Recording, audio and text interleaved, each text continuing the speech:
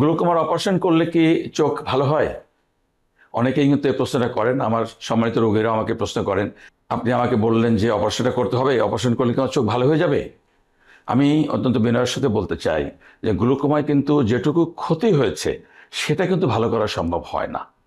ধরুন একজন ব্যক্তির গ্লুকোমা হয়ে তার 50% চোখের নার্ভ ক্ষয় হয়েছে, দৃষ্টির পরিসীমা 100 থেকে কমে 50 ভাগে চলে এসেছে। এই 50 ভাগ কিন্তু আমাদের পক্ষে ভালো করা সম্ভব নয়।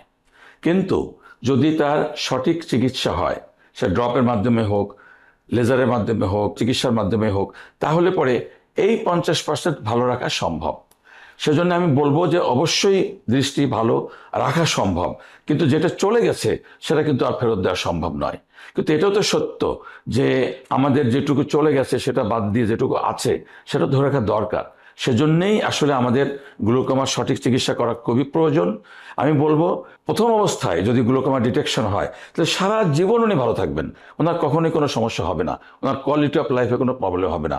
কিন্তু যদি গ্লুকোমা ডিটেকশন অনেক দেরি হয়ে যায়, ধরুন 95% ডিলে হয়ে গেছে, তখন কিন্তু অনেক সময় তার চলতে ফিরতে অনেক সমস্যা হয়।